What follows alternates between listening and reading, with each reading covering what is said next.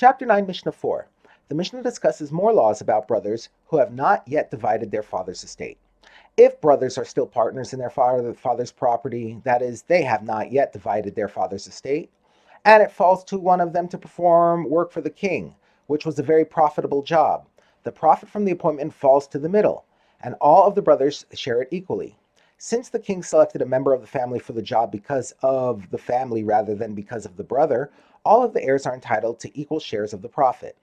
If one of the brothers became ill because he did not take care of himself properly, and he was healed using funds from the undivided estate, he is healed from his own share. Since the illness was caused by his own negligence, the other brothers do not have to contribute to the cost of the cure, and it is deducted from his share of the estate.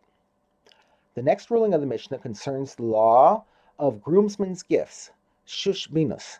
In those times, it was the custom for friends of the grooms to act as his groomsmen, bringing him gifts in honor of his wedding, celebrating at his chuppah, and eating festive meals with him during Sheva Brachas.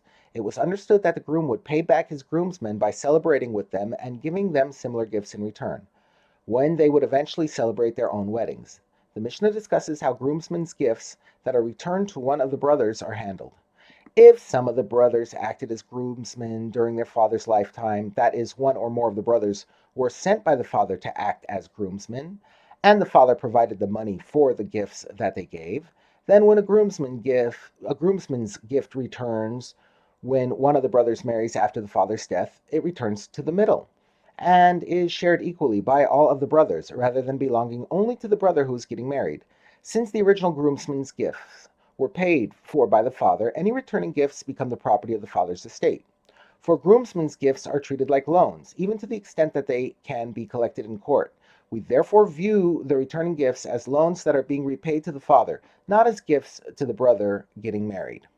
But if someone sends his fellow barrels of wine or oil on the occasion of his wedding, but does not celebrate with him at the wedding, or does not go to feast with him, these are not considered groomsmen's gifts, and they cannot be collected in court, because this sort of a gift is simply an act of kindness that is given without the intention that it must be returned. Thus, if the father sends such gifts in his lifetime, and similar gifts are sent in return when one of the brothers marries after his death, the brother who is being married keeps them for himself.